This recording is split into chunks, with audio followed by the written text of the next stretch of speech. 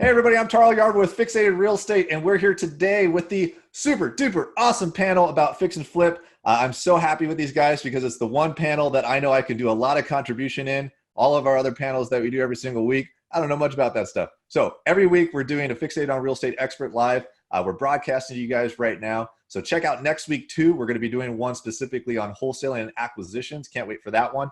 But right now we're going to be talking about fix and flip, creative strategies, acquisitions, whether or not it's a good time to be doing any of this at all right now. And the panel we have for you guys now are full of superstars, studs and studettes that have been flipping houses in different markets. We got Jay up in Florida, we got Ryan in Las Vegas, and we got Lake in my neck of woods here in the Seattle Pacific Northwest area. And we all do very different stuff, but kind of similar. And I'm very much looking forward to seeing if right now we should be flipping. We're going to be diving deep in the nuts and bolts on this stuff and seeing right now what's going on and if we should keep doing what we're doing, which is flipping houses. So jumping into it, I want to introduce our panelists, and I'm going to start with the lovely and beautiful Leka Davitha. How do you say your last name? Is it Devta. Davitha? Huh? Devta. Devta. Yeah, that. So I've known Leka for years, lots of years. And for a long time I called her Lika, right? But it's actually Leka. Right. And we were one time I was even at his wedding. yes. And we're on stage one time and she like calls me out after like 4 years of being friends. So Leka she's the CEO of Rehab at Homes. She moved to the US from India 13 years ago. She quit her corporate job at Nordstrom in 2014 to start Rehab at Homes, a company focused on residential redevelopment. She has now flipped over 40 homes and has expanded her focus to include land development, additions, acquiring long-term rentals, both in-state and out-of-state. She lives in Seattle, Washington. Her strength is finding creative exit strategies no matter how the deal goes. She also serves as an advisor for the board of fintech startup San Francisco called Certain Lending. She enjoys inspiring and motivating other entrepreneurs to build successful businesses, and for this reason hosts the monthly meetup Real Estate at Work that brings seasoned and novice investors together. Actually, it's a great meetup virtually that they handle. Go to meetup.com and check out Real Estate at Work. You'll have to look at the Seattle local area to be able to find them on there. And then we have Mr. Ryan Pineda. Ryan is an awesome dude living in Vegas. He's looking all suave. He's got all his TikTok stuff we were talking about earlier too, and YouTube channels, which he'll tell you guys about later. But he's CEO at Home Run Offer. Ryan Pineda is a real estate investor, author, and former pro baseball player from Las Vegas, Nevada. He has bought and sold hundreds of homes. His book, Flip Your Future, has been a bestseller on Amazon. He owns multiple companies servicing the real estate industry.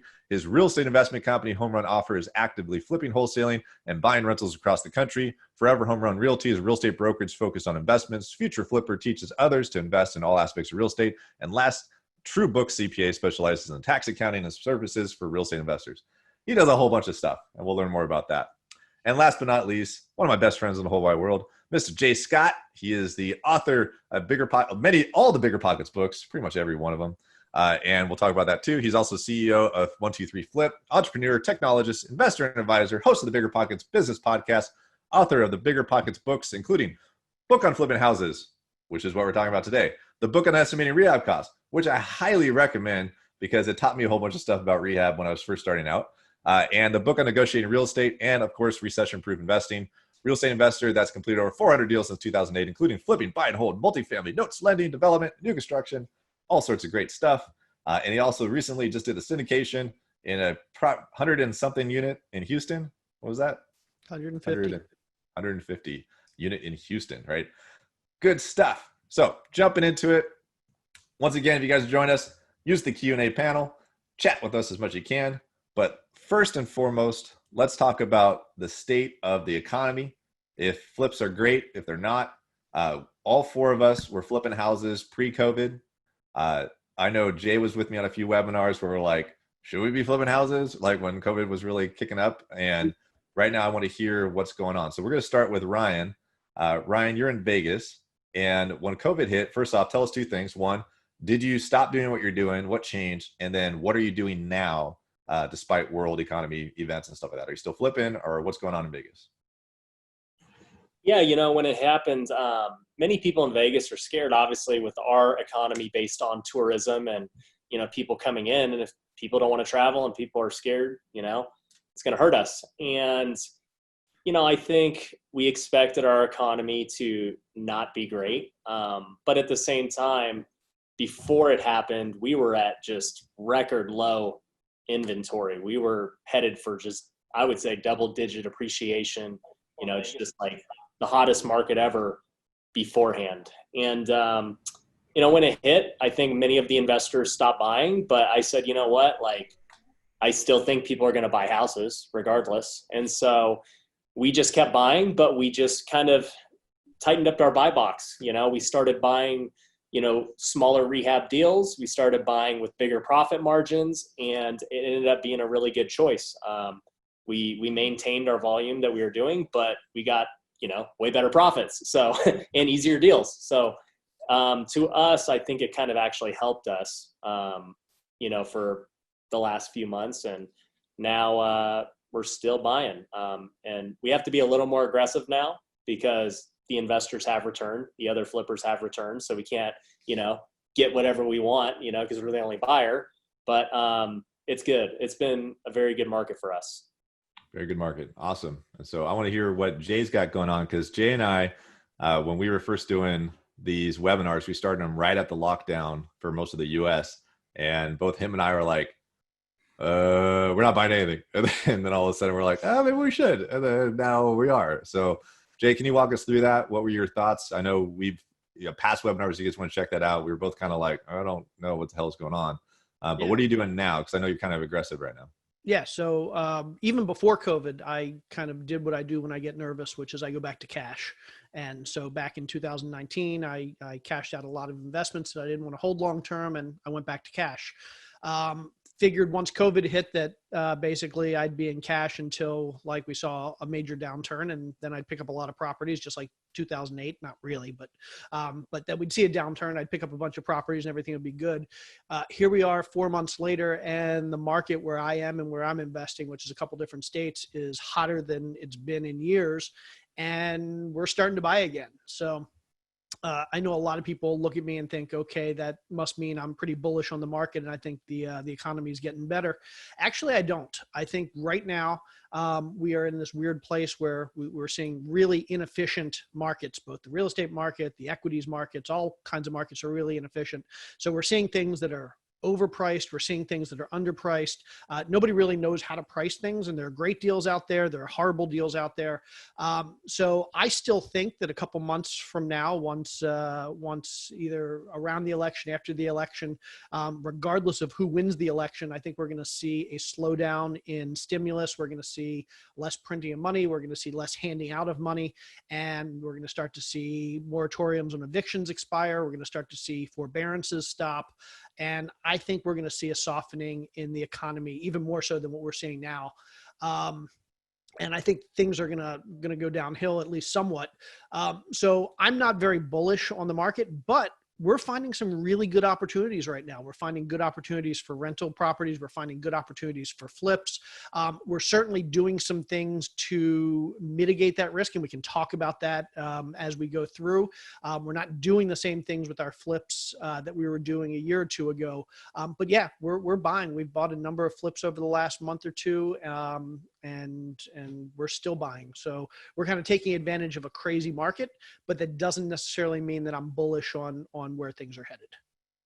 Fair enough. So we'll dive into all that here shortly. Leica, you're in my neck of the woods. We're both in the Pacific Northwest Seattle market. And if you guys don't know, Leica was recently on the Bigger Pockets podcast. Do you know what episode, Leica? 390. 390, right? So we were joking, I was talking to Brandon, like Bigger Pockets has had a lot of PNW guests recently. And I'm like, well, we all hang out and know each other. But anyways, so Leica. It's cool that I was the first woman, though. Oh, that's true. So check it out. Great story. Leica. So right now you might be in a similar boat as us, but you have Jay, who's been buying stuff down in Florida and other places. Ryan's buying everything in Vegas that, has a house on it. And are you doing the same thing here in the Seattle market, or? So my strategy is a little bit different because I am in a higher price point market. I used to buy a flip a month before COVID hit. And my price points typically are for an average flip deal is about $1 million, right? So acquisition and rehab, really expensive market to be in. So when COVID hit, I think I kind of shifted my strategy a little bit to start buying multi-family burrs. So what I've been doing is I've been buying 2 to 4 plexes, fixing them up and renting them out. And I think that strategy is really working well for me because we too have such low inventory here, which has caused more people to rent. And so just having all these multifamilies to like all these doors that I can then rent out has been great for me. Going into the next few months, like Jay said, I do see the softening, a little bit of a softening of the market because we have had, I want to say about 3,000 less listings this year than we did last year, which means if all these sellers actually put their homes on the market, then we're gonna see a little bit of a shift, not too much because we're still like craving inventory here, but it could tip the scales a bit to be a buyer's market, at least for next spring. So that's all. I mean, here's the best thing about these webinars. I would say everything is educated guesses. Like anything we're saying is like, I think this is going to happen, right? That's any forecasting. That's going to happen here. Like if you would have asked me back in April, would August right now, one, would we still be having this issue, right, to begin with? And two, would the housing market be as crazy as it is in certain markets? I know in our market, we list a house, we get multiple over asking offers. Everything goes like super fast, no problems whatsoever, as long as it's a nice house in a nice neighborhood.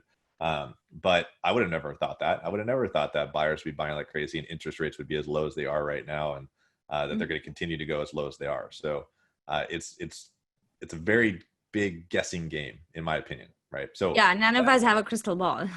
None of us has a crystal ball. Now, what we're going to get into here in this webinar is to give you guys some nuts and bolts of what we're doing today and what might be able to help you later, including on acquisitions, maybe some creative multiple exit strategies, and what we're doing that might be able to help your business with what we're doing now. So that said, I want to get into a few more little nuances on economic factors that are happening in the U.S. One of the big concerns is unemployment, right? One of the issues out there. Now, it's a concern for people unemployed and also the economy, yes.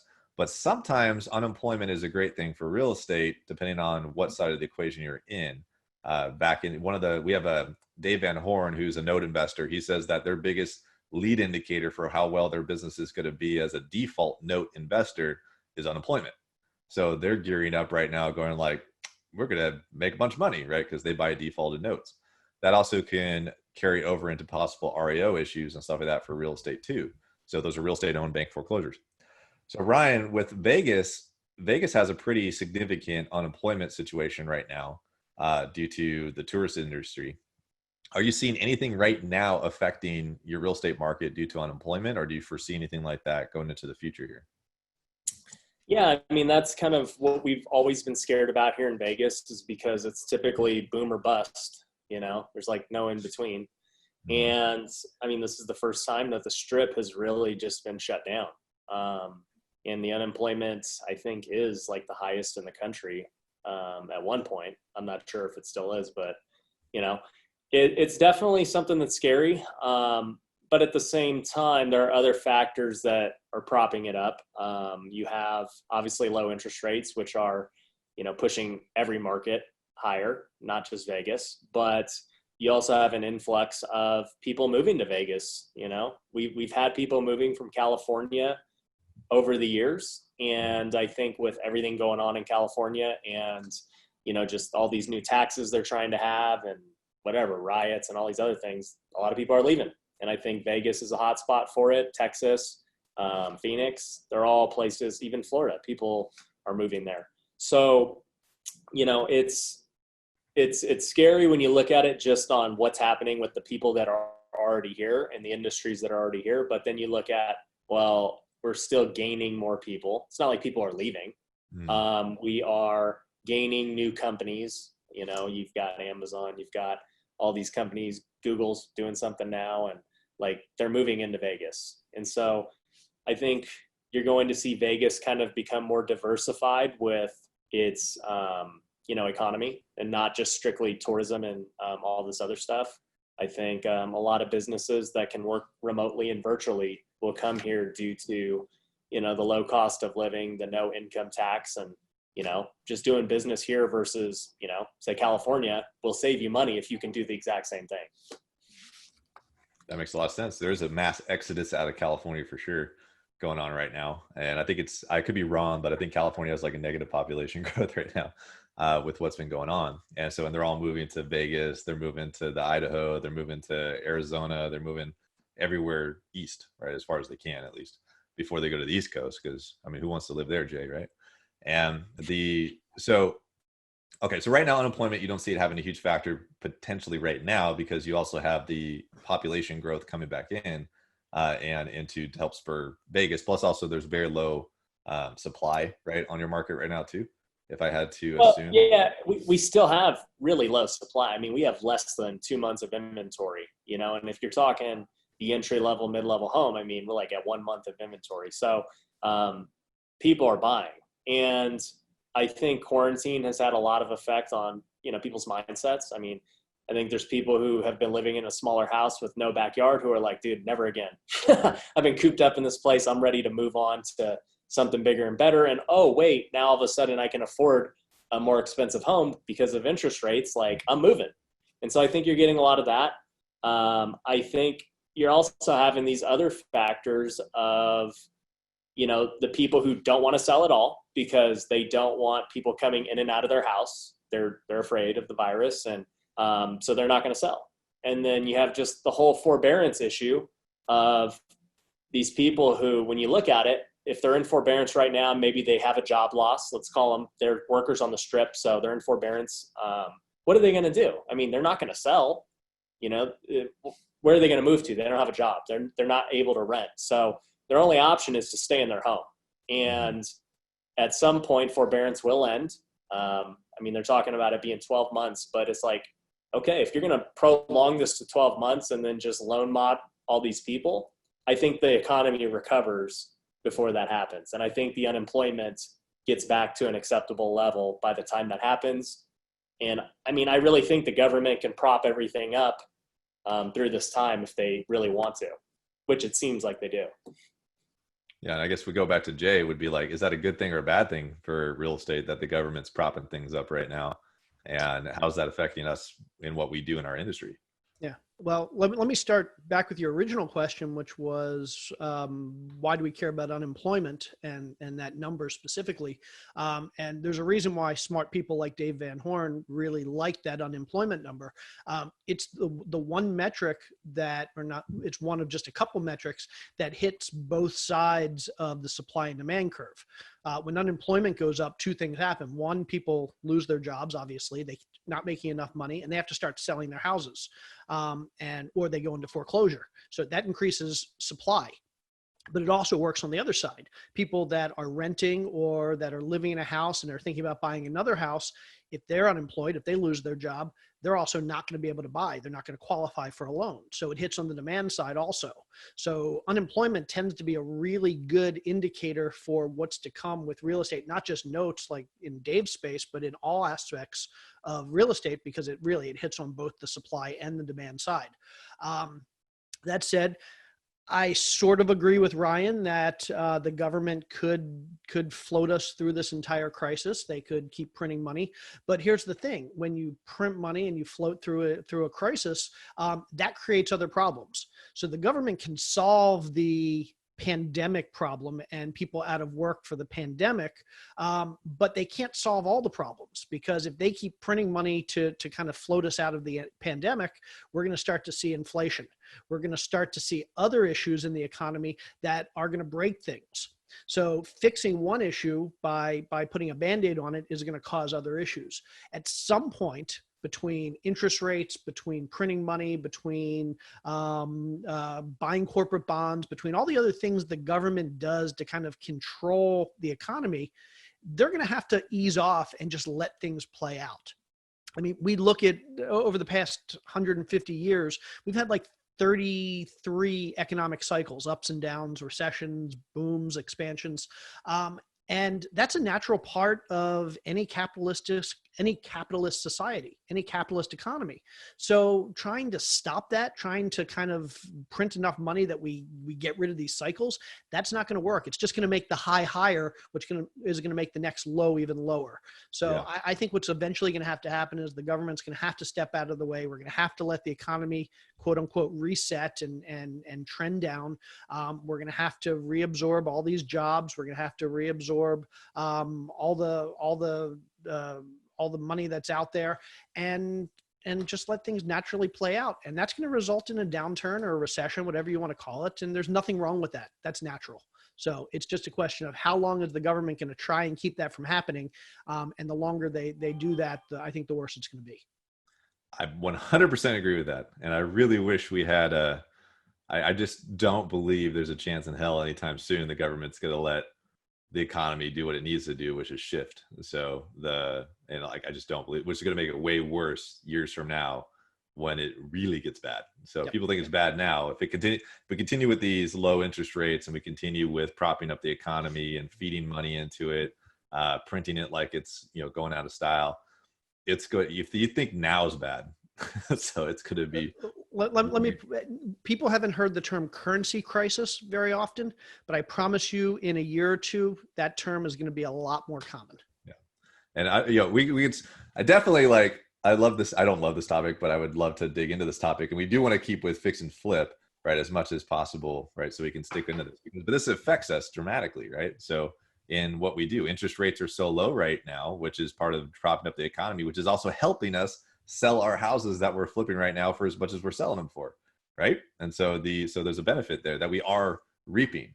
But if the government decides to shift the economy back to where it needs to be, which it needs to, then we might not like that as investors currently or in that situation. And Ryan, I want to ask you this, and same with Leica too, but do you guys have a belief that it doesn't matter what economic cycle there is, there's a way to still buy real estate, flip houses, make deals happen, all that kind of stuff? Or should you just get out if the economy starts to shift? I mean, this is where, sorry, go ahead, Ryan. No, you go, Leica, real quick. Okay, so I think, this is where creative exit strategies really come into play, is if you can find different uses for the same house that you're flipping, that should something happen with the economy and something change drastically, like, can you convert that into a rooming house? Can you carve out a piece of land out of that? Can you rent it out to an adult family home? So if you can come up with different strategies for your projects, then I think you're in a good position to continue to flip. Tarl, in our market, I think since COVID hit, our market's actually gone up 35% because it is so tech driven. And we're so stock heavy here that, our market's actually going up. We are moving into sub-markets of Seattle because of more of the work from home situation. So we're seeing other counties go up where, again, we're losing inventory. So we have no inventory. So I feel like, especially in our market, if you find a good deal, it is going to sell and sell well. Mm-hmm. So Ryan, what are your thoughts on with whether or not the market's going to go up or down, whether or not you should jump ship or keep going? Yeah, I mean, I think you saw, just a preview of that when COVID first happened. I mean, you saw majority jump ship who said, I will never buy, I'm cashing out, this is bad. And then you saw some people who stayed and made a lot of money, And so I think it goes down to your risk tolerance, number one. I think it goes down to where you're at in life. If you're older, it's harder to recover. If you're younger, you could take a shot and, doesn't work out, you can recover. And that's kind of the mindset I took, was you know what, I see a big opportunity and, I'm going to take a shot at it. And it worked out. But I think in any market, obviously risk tolerance plays a role, but I think what Leica said is great with multiple exit strategies. From my watching these last 5 months, I saw wholesalers get killed the most, actually. I mean, flippers were heavily rewarded during this time because they got super discounted deals and now they're selling them for more than they thought. Flippers, they killed it. And wholesalers got crushed because the flippers lowballed them because they knew, hey, I'm one of the only guys buying, take the price or not. When we were direct to sellers, we knew we had no competition. We're like, hey, this is the price. If you want it, cool. If not, we know we're like the only guys buying. So being a flipper played a good role there. But for the last 2 to 3 years, being a wholesaler was a really good role, because flippers are like paying top dollar, hedge funds are buying, being a wholesaler was very lucrative. So I think having a business that's flexible to not only flip, but also wholesale, but to do some creative stuff, is it's huge. I mean, once you get into these defaults, there's going to be a lot of opportunity for subject to investing, and a lot of these sellers are going to be fine with you just catching their payment up and taking over the loan. They may not even want anything. So, and I mean, man, there's going to be loan modifications. There's all I can say is be a well-rounded investor and you'll thrive in any market. And it just goes back to as well, like, even if fix and flip or wholesale is your only strategy, it's like, well, yeah, I mean, if you get a property for 50% of value, I don't care what the market's doing. You're going to be all right. Yeah, at some point, right? You'll figure it out, right? It's not rocket science at that point. But I like what you said too, with like, you have to be well-rounded house flipper. And for those of you guys that are just starting out or thinking that, hey, should I be investing right now? Should I be flipping in houses? I've been thinking about it for years. Did I miss my opportunity? Is it too competitive? Those are all questions that, most people starting out are hesitant to jump into. But just know this, like, there's people that niched out too hard in the last REO phase. I saw this in any aspect. There's people I know that only bought houses at auction, and they just did auction. And then all of a sudden REO went away and they had no business. They didn't know how to work with wholesalers, or they had no way to control acquisitions in their business in any way, shape, or form. They're at the mercy of auctions and REOs, right? And so then you had the people that I've seen that have been successful with house flipping are the ones that they build out a way to generate acquisitions, right? Where they can somehow control their acquisition strategy. Whether for us, for years, all I've ever done was wholesalers. Like, I've just met lots and lots and lots of wholesalers. That's why we run these kind of events and stuff too. But I never had an internal acquisition side. So I was doing what Ryan said, which was paying large wholesale fees to lots of wholesalers because they kind of controlled the inventory. And then when the market shifted with COVID, we're one of the only buyers in the area that would buy a house, right? Because all the lenders went away, but we had funding, right? So we were able to do that. And then all the wholesalers were getting screwed, so we were able to get some good deals, right? And then when it came to, but if I keep staying niche where I only get deals from wholesalers, well, a bunch of them almost went out of business during COVID, and then I don't have an internal acquisition strategy. So if you're starting out, a good thing to focus on is how do you build your own acquisition side, right? And I want to get into acquisitions here in a minute. An acquisition side of your business, so you can control some of those acquisitions as they come in, and not just do MLS or not just do, work with wholesalers, but try to get something on your own. Because if the market does go down, you can go get those deals like Ryan was talking about, because you know how to be more well-rounded. You can know how to do subject to, you can get some creative financing. You learn what short sales are again, right? Like all those kind of things. So you can start making adjustment strategies.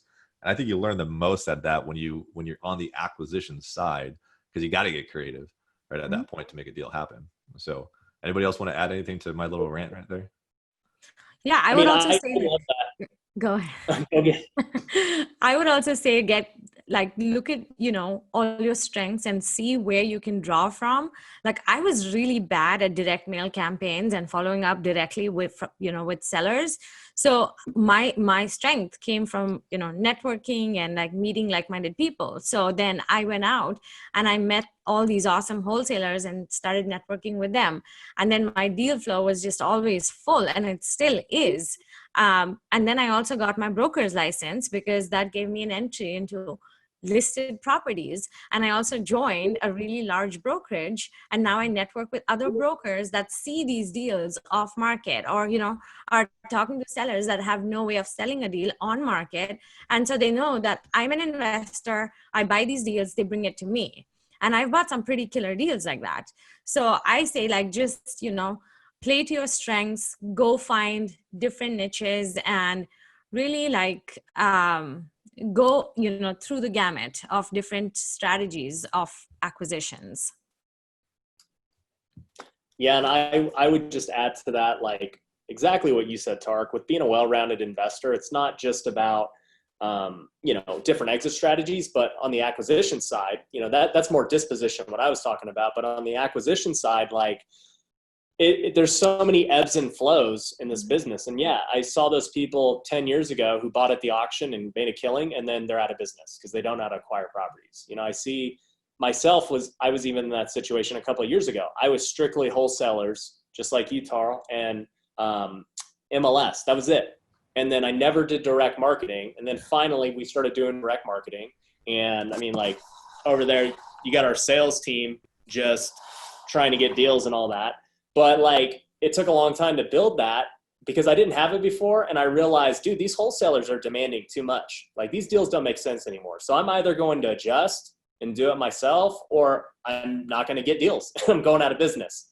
And, now it's like right now, a lot of wholesalers are out of business. You talked about them potentially going out like they did where I'm at. Just the cost per lead was too high. It just didn't make sense. And so for us, we would used to be like 50% maybe wholesale was our deals. The other 50% was, direct marketing, MLS. Now it's like 80 to 90% self-generated direct to seller MLS and maybe 10% from wholesalers. So I think it changes over time. That's a good point. I like it. Jay, do you got anything to add on acquisitions? No, I'll just say, one, being good or knowing how to do everything is important, but it's not a substitute for being really, really good at one or two things. Know that in any given market, there are going to be several things that likely work, and you're going to do a better job of filling your pipeline if you're really, really good at least one or two of them.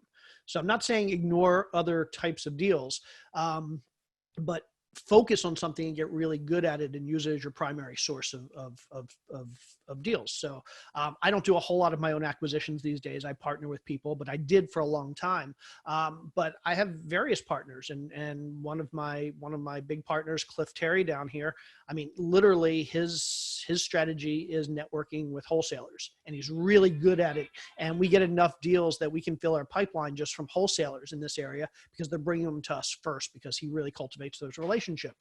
Another partner I have is really good at direct mail, and we get deals off the MLS, and he goes to foreclosure auctions. So we're getting deals all over the place. So don't think that there's only one or two things that work in your market, but by the same token, get really good at something, because if you're only like average at 5 different acquisition strategies, you're not going to get many deals. You need to be really good at least one or two of them. I like it.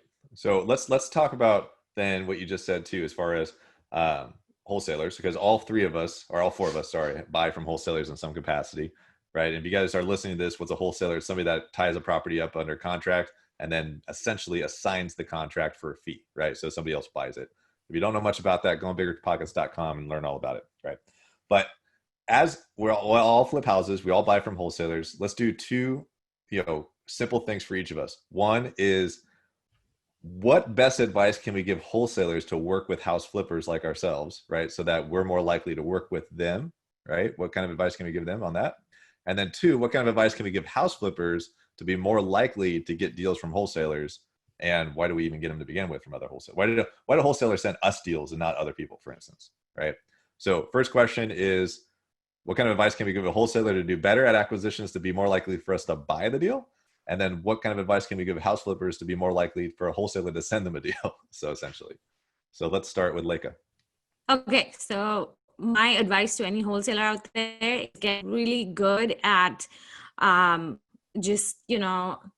up with your rehab budget. Like when you send me a deal, don't say this is going to cost me $30,000 to fix up and it's a 3,000 square foot home. Tell me why and how much it's going to cost me, and get really good with your numbers so that when you're bringing me a deal, I'm like, okay, he knows his numbers. He knows what he's talking about. I can work with that rehab budget. And that's why I'm going to go see this house, or that's why I'm going to buy the house. For house flippers to buy from wholesalers, and why my wholesalers call me and not like blast out a deal, is because they know that I'm going to close. If I'm seriously looking at a deal, then they know that it's in my hands. I'm going to do everything in my power to close and actually go ahead and buy that deal. So I buy most of the deals that I'm serious about. Yeah, you when you say yes, you mean it in your closing. I Right? mean it. I Yeah. mean it. I'm going to close on it.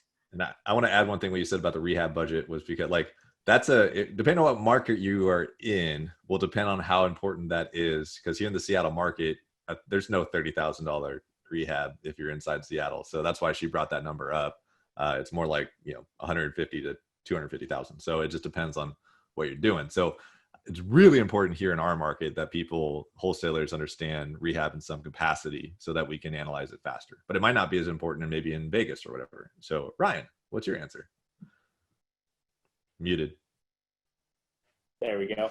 On the flipper side, I think Leica covered it. Just do what you say. I mean, be a reliable buyer and don't be one of these guys that is dragging their feet and yeah, I'll buy it. And then, you don't deposit earnest money. You don't get back to them. Like you'd be amazed at how many buyers, because we wholesale too. Like we'll send out a deal and, they don't even get back to you till the next day.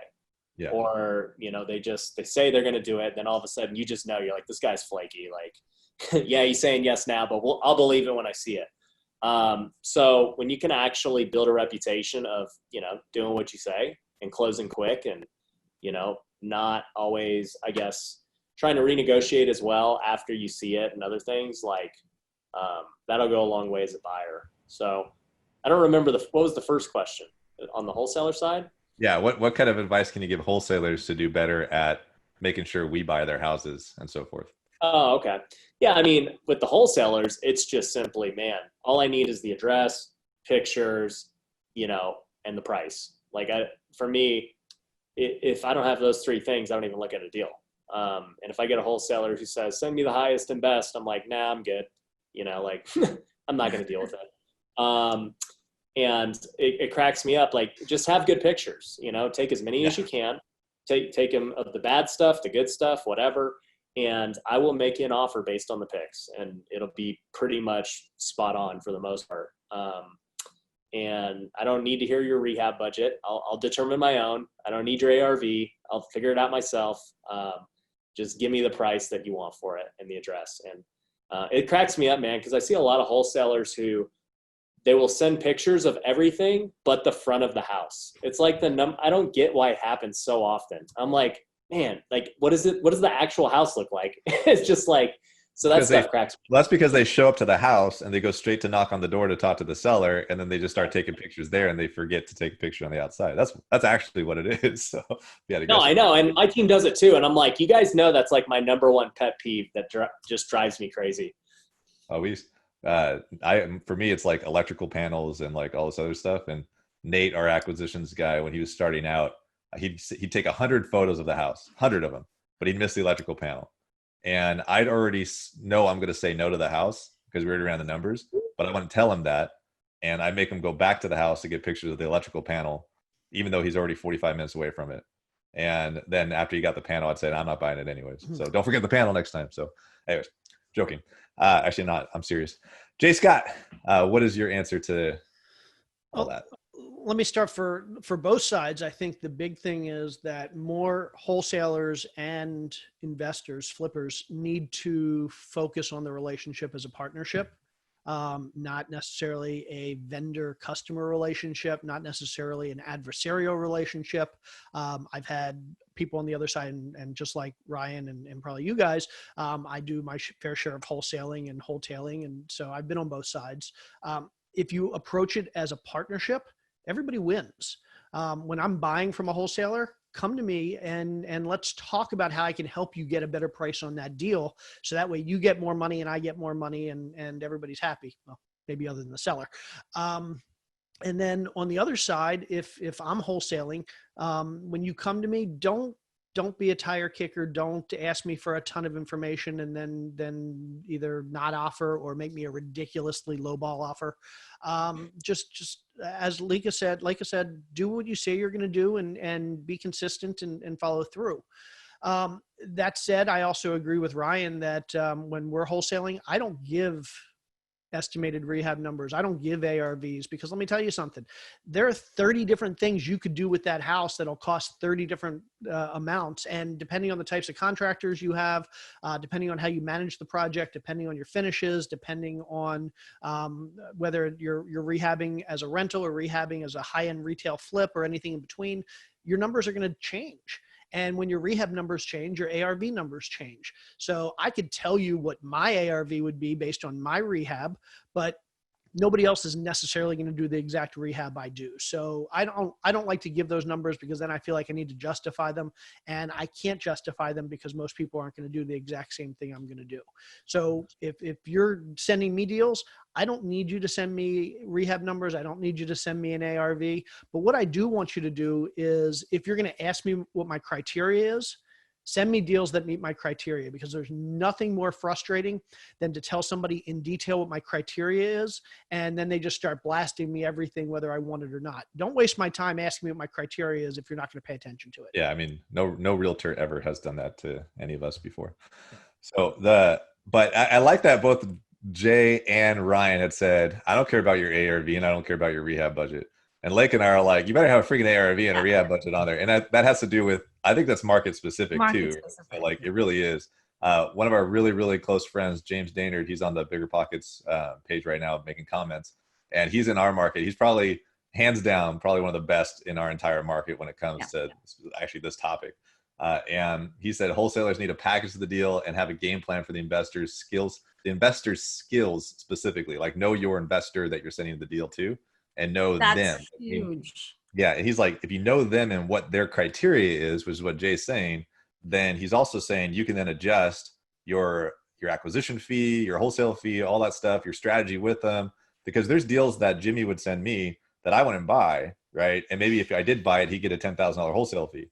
But he knows one of his other buyers who might do a different strategy, like build an addition or like tear it down and build something else. And he knows, no, this house is good enough that they can tear it down, put a new build, or they can do this other complete thing that Tarl doesn't do. And I can get a $60,000 wholesale fee out of that guy because I know how to strategize it to that buyer. So he's also saying that, know your buyer. And he's also saying propose multiple rehab and ARV strategies, basically the stuff that we like. But his best advice that I like is know your buyer and know him really well. So that way, when you get a deal, it's not just a one size fit all. You might be able to fit it to a specific buyer and make the deal work. So, and I think that's a great advice. That said, next week's webinar is going to be specifically on wholesaling, marketing, acquisitions, all that great stuff.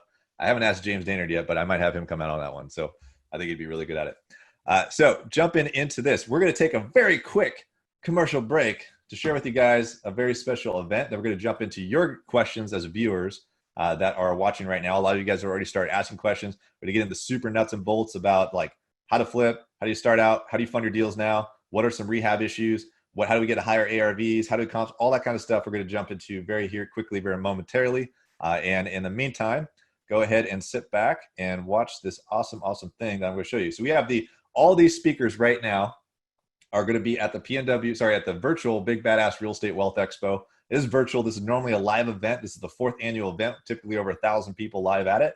But this year it is virtual, September 18th, 19th, happening worldwide. And let's watch this viewer from our sponsors.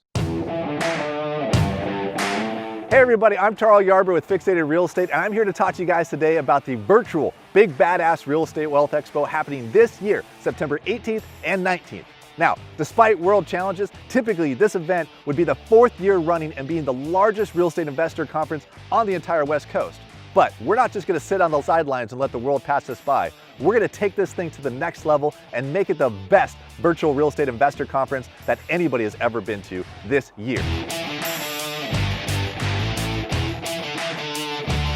Whether you're new to real estate or have been crushing it for years, this event is for you. We're going to have over 40 plus real estate investors that are actually kicking ass in real estate, showing you exactly how they're doing it. We're going to have plenty of exhibitors, people that specialize in the different portions of this industry that can help you take your business to the next level. We're going to have a virtual exhibit hall that you can jump around into, interact one-on-one with other exhibitors, other resources that you need to build your real estate business. Whether you're investing in multifamily, investing in single family, whether you want to learn something about real estate investing to begin with, you're going to be able to do that at this event. You're not going to just be text messaging people and be on some Slack line. you're going to be actually being able to set up your own virtual meetup with other people using our community boards and the technology that we're bringing to you for this event.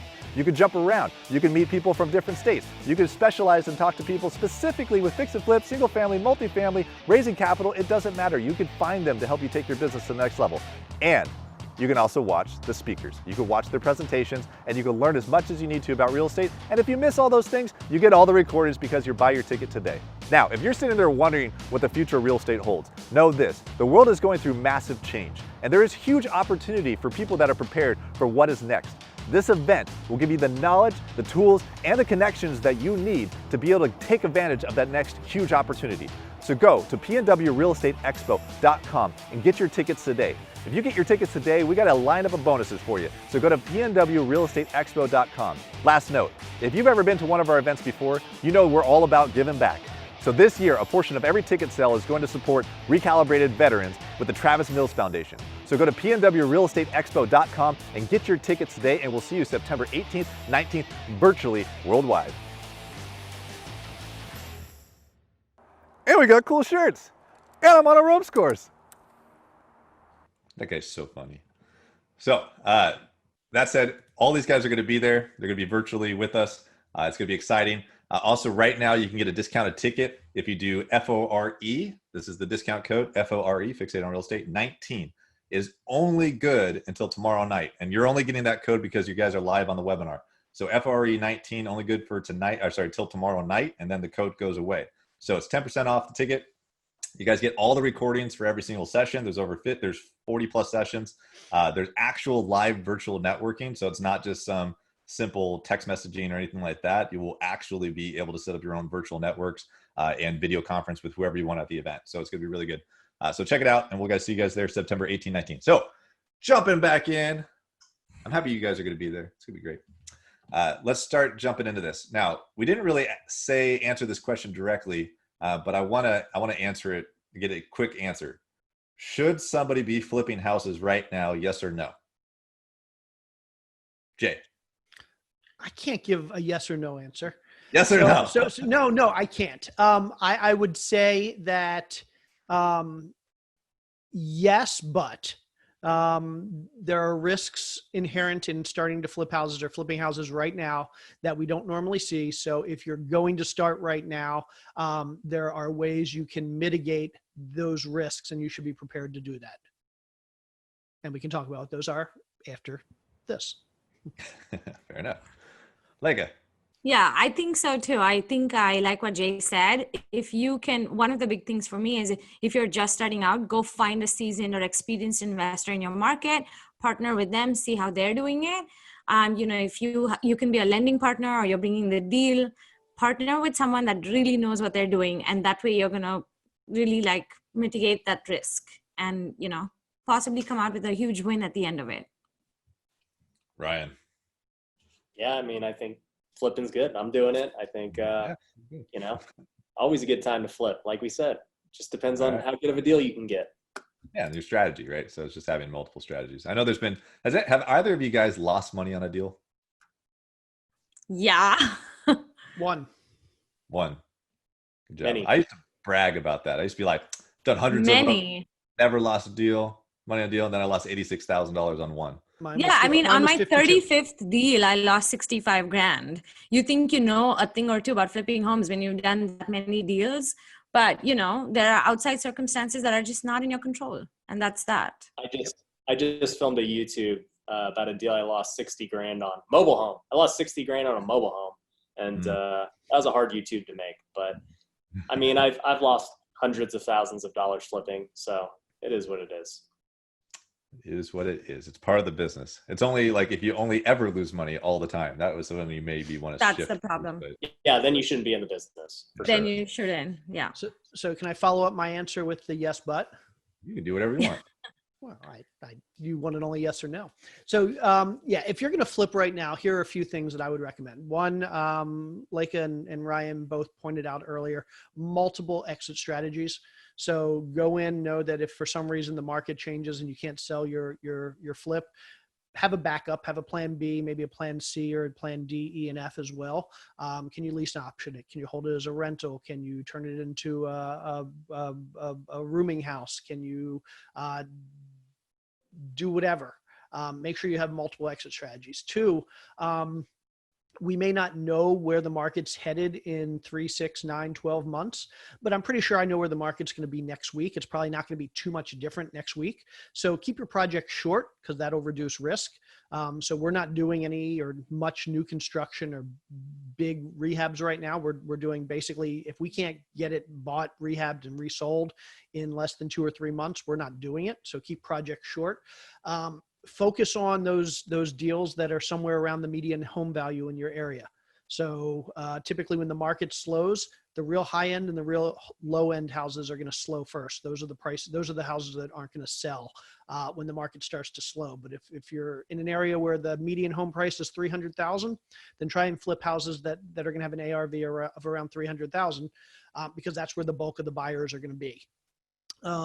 And like I said, if you're starting out, find somebody that knows what they're doing.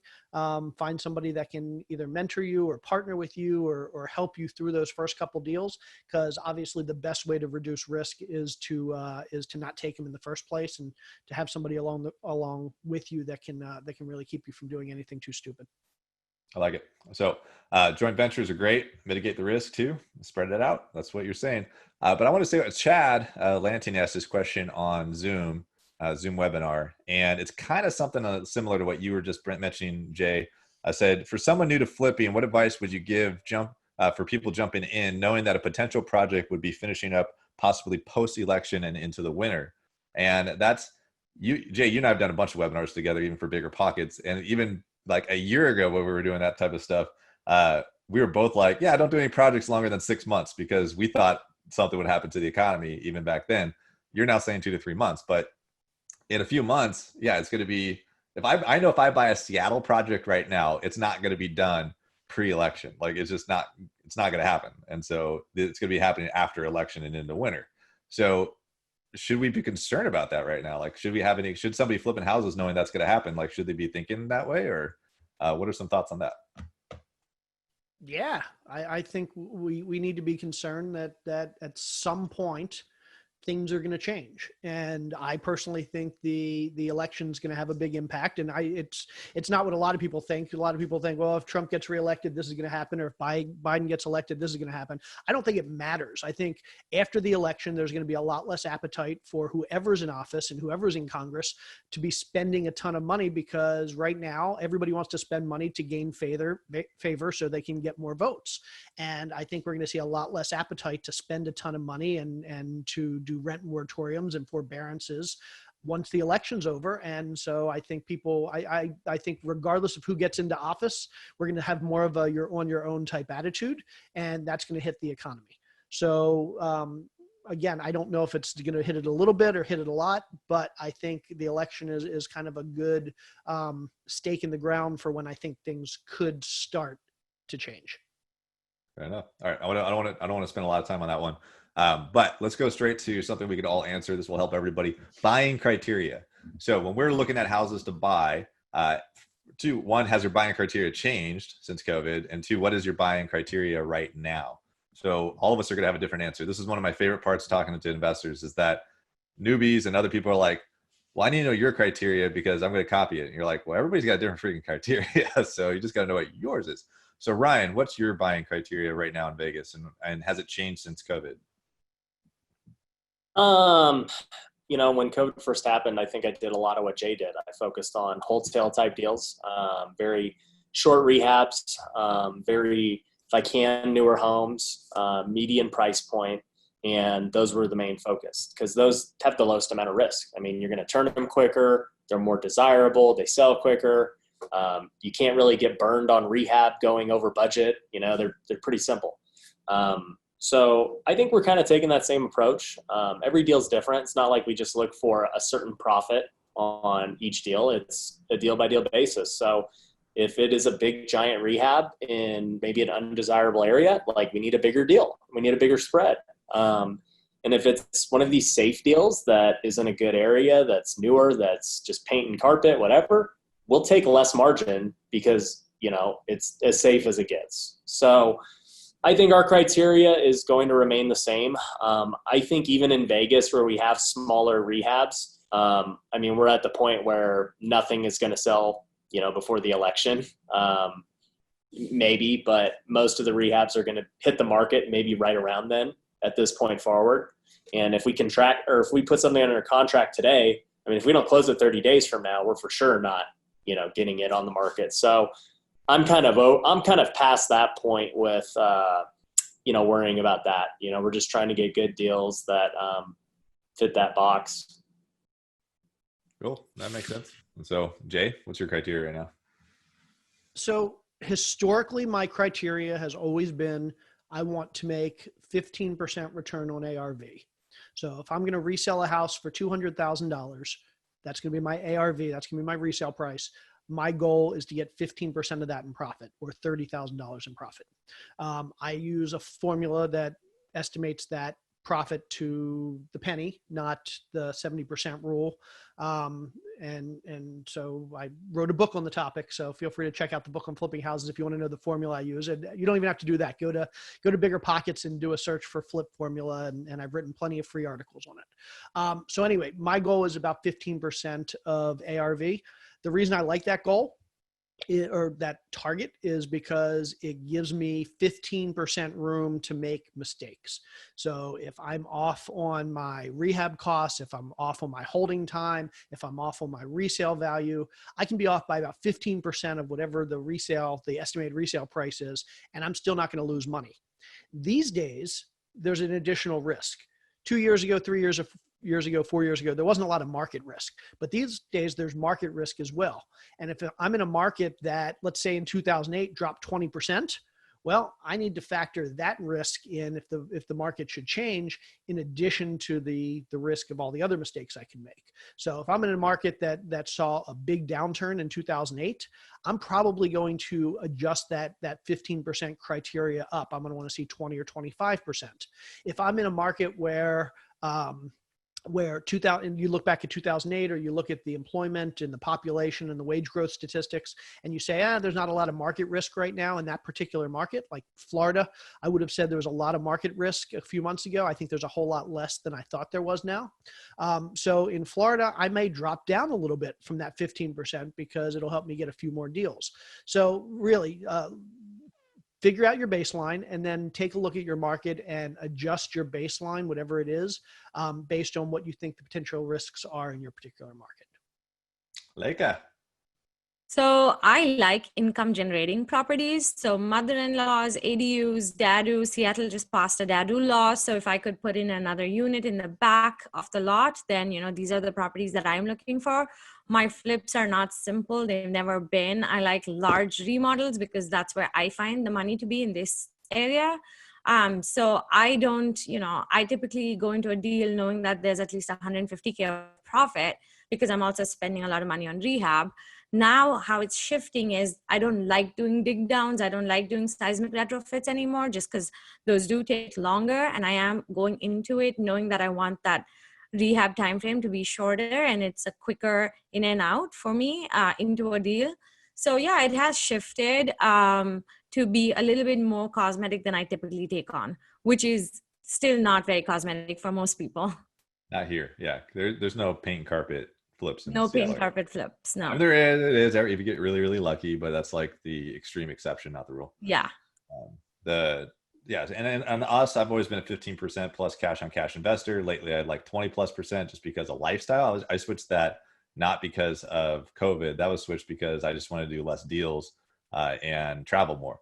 Right. And then when the deal, if it was 20+%, I also knew I can keep it as a rental later, as a BRRRR, buy, rehab, rent, refinance, repeat pretty easily and get all my money out. So for me, it was a lifestyle situation more than anything that I switched it. Now I'm like, hey, cool. I'm happy I kept that criteria. That I did pretty good with that. But I haven't really changed much of my criteria outside of that. So it's, some people focus on the 70% rules. If you're rentals, it's 1%, 2%, whatever rule. At the end of the day, you got to adjust your strategy to you based off of your risk factors, your resources, all that stuff. Like, how do you get your funding? Like, how do you not? Like, everything is all on you. Can you take large rehabs down? Can you not? What geographic areas do you invest in? Which ones don't you? Best advice I could ever give anybody on that stuff is know everything you won't do, right? If you don't really know what you will do, just know everything you won't do. And then so that you can quickly say no to a deal. My mentality is, how fast could I say no to this, right? Some people are like, how fast could I say yes to this? No. I want to say no, right? So how do I say no? And if I can't say no to it, then we buy it, right? So that's basically how we look at it. So what are those criteria factors? Might be another way for somebody else to figure that out. All right, moving on. So this is a nuts and bolts question. This is a really hard question to keep simple. So let's do our best, Jay, to keep it simple as far as an answer. I'm looking at you on this one. So we're not going to start with you on this one. Quentin is asking, how do I learn rehab costs? What adjustments do you make when you miscalculate or find an expensive issue mid-rehab? Let's just keep it simpler. Like, how does somebody learn how to calculate rehab costs in this business or become more accurate with their rehab costs? And this is great for wholesalers as well as for anybody flipping houses, because change orders are like the bane of existence for house flippers if they don't understand the rehab very well. So let's go back to you, Leica, first. Okay, so super simple. I would walk as many deals as you possibly can.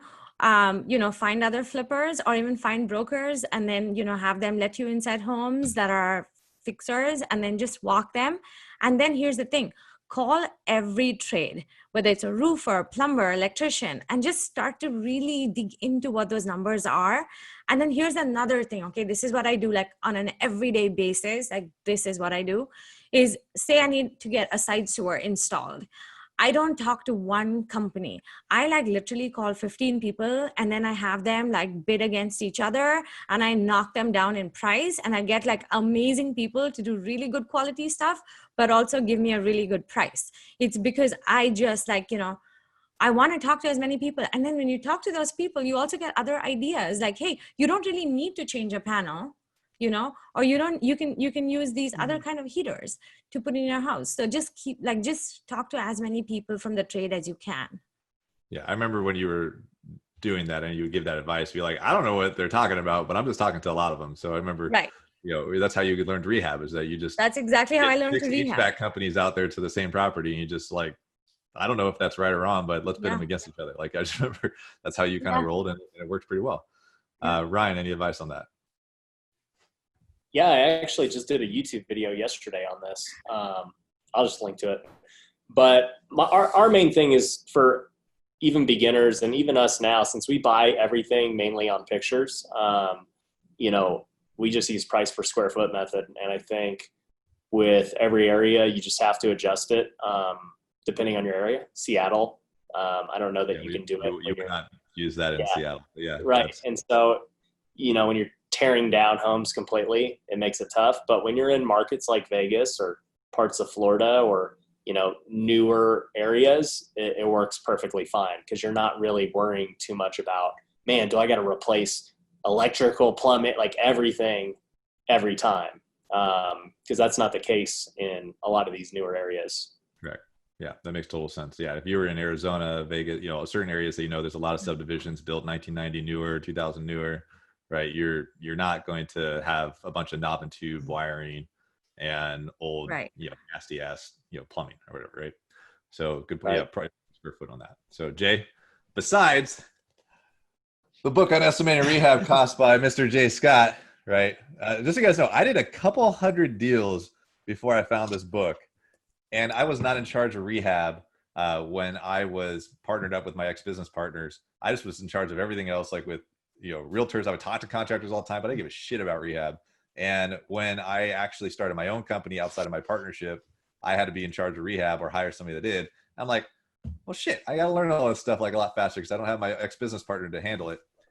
And this is the only book I found that actually talks about that stuff for real estate investors. And it's awesome. So definitely check it out. And the author of it has a really simple advice to give that's short and sweet. Okay. So if, let's say I didn't want to read that book for some reason, here's what I would do to estimate my first renovation. Number one, call an inspector and pay $350 or $400 for an inspector to come in and do an inspection for you. They're going to give you a report, and that report's going to be broken down really nicely into categories: electrical, plumbing, HVAC, carpentry, roof, all those things.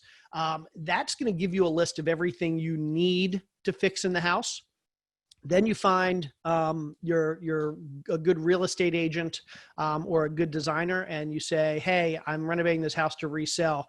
I know the list of stuff that I need to fix because my inspector told me that. Now you tell me the list of things that I should fix. Should I replace the cabinet? Should I replace the doors? Should I replace the trim or the baseboards? And the agent's going to tell you the list of things you should do. So now you have this list of things you need to do and this list of things you should do. Now you have this one big list. That's your renovation list. And you break it down into labor and materials. Like Lika said, for the materials, you can just go to Home Depot and walk the aisles and see how much doors cost and see how much trim costs.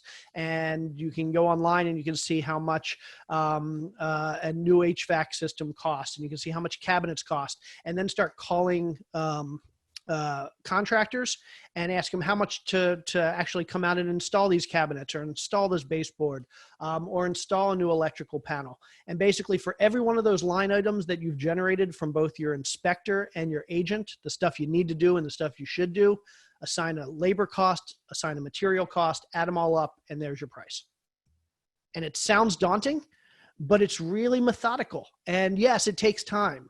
And if somebody tells you they can teach you how to do it in less time than it takes to do that, you can't. Because if it were simple, run in the other direction. Yeah, exactly. If it were simple, everybody would be flipping houses, because this is literally the hardest part about flipping houses. Yeah, I never would have gotten into this business if I knew I had to know as much as I know about construction rehab. Right. In my market, which you really got to know. And, so, and Leica said it also, start now. Don't wait till you get your first house under contract. Go look at 50 houses and practice this. You don't actually have to own a house to practice this. You just need to be able to walk through a house. Correctamundo. So jumping into, there's a lot of topic on that. Maybe one day we'll do a panel specifically on this topic, which is it's a big, big topic for sure. So I'm going to answer Jared Gould's question really quick. Do you guys flip houses to turnkey buyers? Right. And there's two ways to do that. Right. And if you know what a turnkey investment is, turnkey is basically you set it all up with a tenant in it. Right. You fix up the house, you set it all up with a tenant in it, put property management on it, and you sell it to an end buyer who wants it as a landlord. Right. There's two ways to do it. You got to flip it to a turnkey investor that later does the positions for the rentals and puts the tenants in it and property management and all that kind of stuff. Or you sell it directly as a turnkey investor where you already have the tenant in it, property management, and you sell it to somebody that just wants passive income.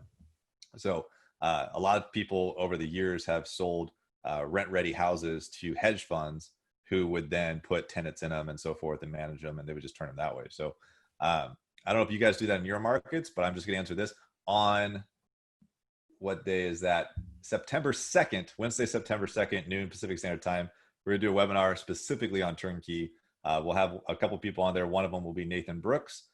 He is awesome. That guy does hundreds of turnkey investments. He's an expert on it. And so that'll be September 2nd. So quick yes or no, do any of you guys do turnkey? No. Yeah, it's interesting. The more West Coast you go, the less turnkey there is, right? The more centralized you go, the more turnkey there is. So I do them and keep them. Yeah, we keep them. We don't sell them to somebody else. Right. All right. So we answered that question. Best cities to flip in right now. That's a tough one, right? I would say all cities, right? I don't know if anybody can answer that right now. I know there is a report coming out, the federal housing report. What's it called? The housing price index report is going to come out in a couple of days. Check it out. It'll show all the markets that appreciated in the second quarter and where that's at. Not saying that's the best indicator of where you should be flipping houses, but it'll definitely tell you during COVID lockdown which markets had the highest appreciation. So check that out, and it's coming out soon.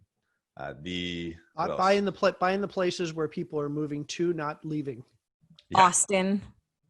Yeah, I don't want to say all the markets I'm looking at, so I'm not going to. Jumping into let's wrap up some other parts here with everything. Let's talk about. I want to actually hear this really quick. So creative strategies. This business as house flippers, like shit gets weird, right? Like we all have really weird stories in this business that has happened to us. And I want Leica to tell a short story about, I know one of these stories where she was under contract to close on a property, right? And while it was under contract, the house burnt down. So what happened with that one? Cause like, I know for me, it was like burned down. I'd be like, oh, that sucks, right? I don't know if I want it anymore. See, this is why I don't do cosmetic flips, because I go to buy a cosmetic flip and the house burns down. So this was a super easy flip, just in and out, 3 months, paint, carpet, cabinets, spruce up the bathrooms and out. So I was super excited. I wanted to buy this deal 4 days before we closed on it. On the buy side, I get a call from my broker saying that the house burned down, like literally charred to the studs. So then we waited for insurance to kick in, for fire damage control to come in and take over the house. It took about 4 months after that. And then we were able to buy the house at a super significant discount from Jimmy, actually. And then I got this house, and what could have been a quick 3-month project ended up being pretty much a new construction, where I literally had to do everything, like from taking out the siding, putting new siding, down to the studs, new insulation, new roof trusses, like literally everything. It went from being a $60K rehab budget to a $225K rehab budget.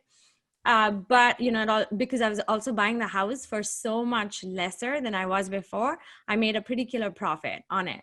And I was able to turn it into this stunning house in a pretty hot neighborhood in Seattle, in a submarket called Kirkland.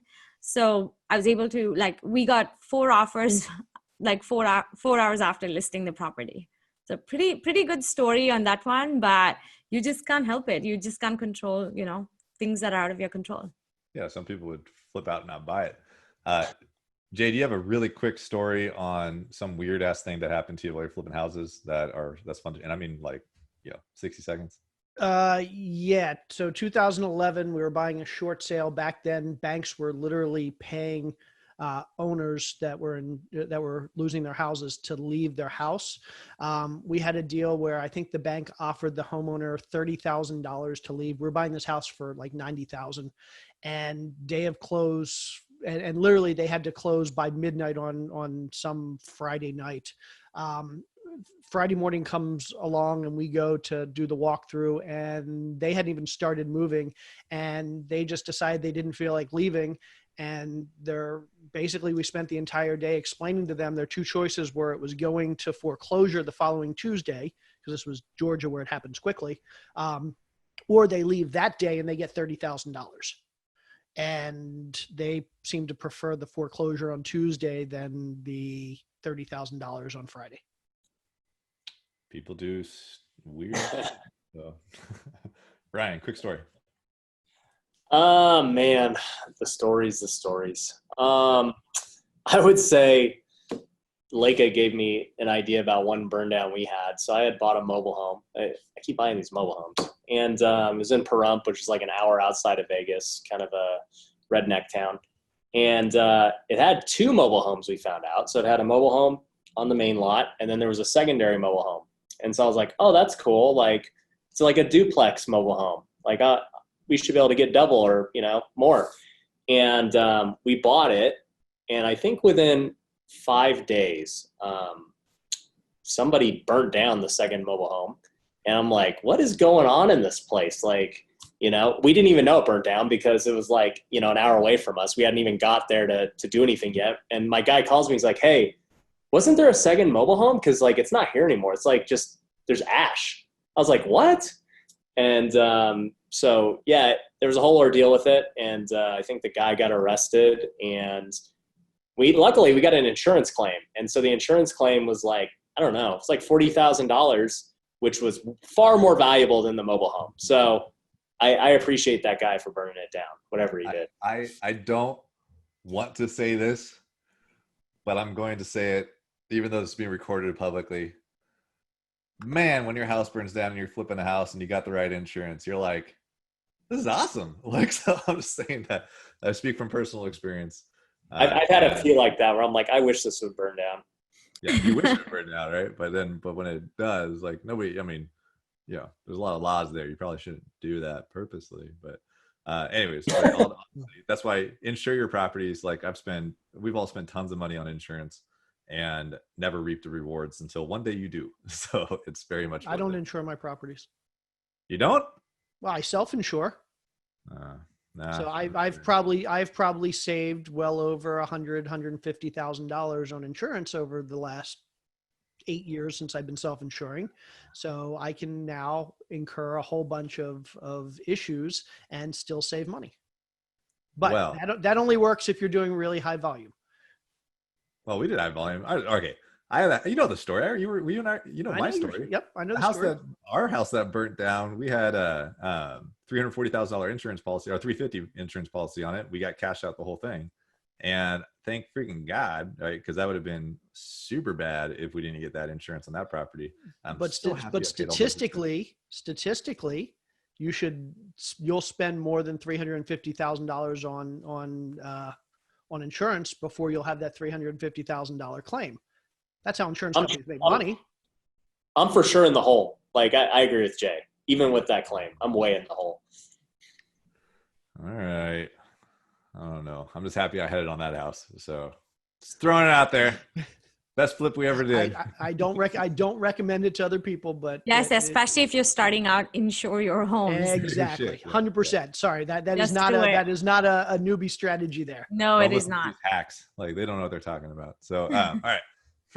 So let's end on this note, just because we haven't even talked about it yet, and then we're gonna completely be done. But funding, right? This is something that happens a lot. People get into wholesaling because they think it's low hanging fruit. You don't have to pay much to do that. Then they find out they got to market and pay a bunch of money. But if you're funding your deals, so 2 answers: 1, how do you fund your deals now, right?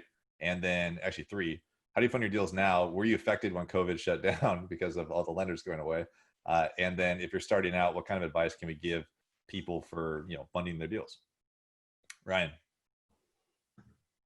When COVID first got shut down, everybody was kind of scrambling, or when it happened, everybody was scrambling. All the hard money lenders raised their rates. I know a lot of people who were in escrow to buy deals, and, they got screwed. They lost an earnest money deposit because the lender just wouldn't fund it. Fortunately, my lenders on the private side, they don't care. They're like, if you want to buy it, we trust you. So that never dried up for me. But I do know, with the hard money guys, right when it happened, they either stopped funding completely, even a company like Genesis, which is backed by Goldman Sachs, they're like, we're out. And, Lending Home, same way. They just were like, we're going to raise our rates if we fund. And then I think after about a month, they all kind of relaxed. They're like, okay, this isn't as bad as we thought. We'll start going back to our old rates. So I don't think funding's an issue. I think rates, even though interest rates on the conventional side are much cheaper, hard money, they're not as aggressive as they were before COVID. Leica. Okay, I do 80% acquisition, 100% rehab loans from Certain Lending. Certain has just been such an incredible partner for me, especially because they just, they know my projects, they know I deliver, and they make it super easy for me to borrow from them. So I do most of all of my hard money lending from Certain Lending. Through COVID, Certain Lending was the same way. They stopped lending, and I just was able to raise a bunch of private money. So I use private money where I can't get a hard money loan. I'm going back to, I'm about to close on a 4-plex in Auburn, and I'm going back to hard money lending and a mix of private lending. So hasn't really affected me that much. Fair enough. Jay? So let me start with, for those that think I can't afford hard money loans to do my first deal or my second deal or my third deal.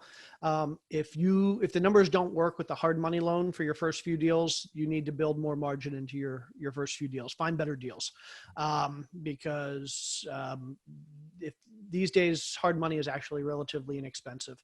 That said, I like that you said that, because when I was first starting out, we'd send our deals to the hard money lenders to see if they'd fund it. 16%, 5 points when I started. Yeah. But if they would fund it, then I'm like, oh, it's probably a good deal. Yep. Well, that's the nice thing about hard money. And that's a really good tip, you guys. Yeah, and this is one of the reasons why I always tell people, if you're starting out and you're looking for a hard money lender, among other reasons, find one that is local to your market, because they're the ones that are going to say, dude, don't do this deal. I'm not going to lend on it because you shouldn't be doing it. And if you can find, I lend locally, and if somebody comes to me and says, hey, will you lend on my deal? You can be sure if I say yes, that it's probably a good deal, because I always assume I'm going to have to take that deal over. And so if the numbers work for me to lend on it, the numbers work for me to flip it myself. That said, lots of money out there these days. Obviously, if you have to go for the expensive stuff like the hard money, do it. But then there's also crowdfunding. Lots of good online crowdfunding companies out there that are cheaper than hard money, that can get money pretty quick these days. Private money is awesome. There are a bunch of portfolio lenders, so small banks that lend their own money. They're not doing as much these days, but we're still finding a few of them here and there. So lots of options for money these days. So anybody that's not doing deals because they can't find money, you're just not working hard enough. Or they just don't know what to do, right? So yeah. Yeah, that's part of working hard enough, because a little bit of research, you'll figure out what to do. Agreed. So, and for us, like when the economy hit, when COVID hit, we were always exclusively private funding. You've heard all of us say private funding, by the way, and that comes from raising money from private individuals in some capacity and giving them a note or a deed of trust on a property, or you raise your own fund, which is completely different. So, but when COVID hit, I had a 3-week period where, I kid you not, almost all my private funders were like, can we wait a little bit before we go buy stuff? And I'm like, no. So we got stuff to do. And then all my lender friends are like, we just went out of business. But luckily we had lots of lender friends. And so we had certain lender friends that stayed open. One of them, Rain City Capital Local and Trust Funding, all that kind of stuff. Those are all local investors here, our funders here in our area. But they were able to do stuff. So it's just having, I think, if you're just starting out, don't get locked in with one, right? Find plenty of them. There's no law that says that you have to stick with one lender or one hard money lender or one private funder. I mean, like, always be marketing, networking, meeting ways to reduce your cost of capital, build great relationships with all these people. For me, I'd rather pay a little bit more for ease of money. I don't know if you guys are in the same field with that for me, but like I am. Yes. But ease of money versus like super low, because you get super low rate if you go conventional or whatever, or FHA, but there's a lot of hoops to jump through and whatnot, and the house might not qualify for it, right? But I'd rather send one email with somebody that's a trusted lender or private funder, and they just have to reply back yes or no, and I know I'm good to go, right? And so those are all factors to consider, and I'd rather pay a little bit more for that, right, than some super cheap rate that requires me to spend, what is it called, a financial colonoscopy or something like that. So to get stuff done on the deal. I don't know if you guys agree with that or not, but that's some advice. And if you're just starting out, you might not be able to get private funding, right? So that's okay. That's what the hard monies are for. You joint venture with people. And I joint ventured with a ton of people when I was first starting out. That's somebody else that put the funds up, right? And then we'd split equity in some way. And until eventually you build up your reputation and you go. So any last thoughts? So here's the last question. So for each one of you guys, to answer that, what is the best advice to give for anybody in the industry right now for house flipping of what not to do right now, right? What do you think they should not be doing right now? Brian? I would say don't chase deals. It's super easy to say, man, I was doing X amount before this, and now I can't find a deal that fits my criteria. Or even if you're new, like just that eagerness to get your first deal, don't chase deals. And I think that's good advice no matter what's going on, but it's really good advice right now. Yeah, don't chase waterfalls. Don't go chasing waterfalls. Leica. Okay, so this is the best advice that I've ever been given, and goes back to lending. Do not over leverage. Okay, like if you have the capacity to do 2 deals, do 2 deals. Don't go out and don't say, hey, I can raise money, I can get hard money lenders, and then go out and do 4 deals. And then you have to put up the holding costs. So just, and that's when you get really in trouble.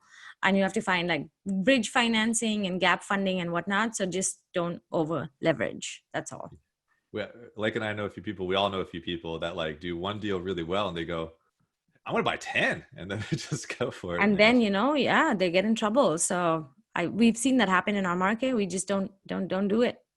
No, be careful. So, Jay. Leica and Ryan both hit the nail on the head. But I guess I will add, if you're going to do deals, especially if you're starting out in this market, think about what the worst case scenario is and make sure that two things. One, you are okay with that worst case scenario. And two, you have a plan in place to kind of mitigate that scenario should it look like it's panning out.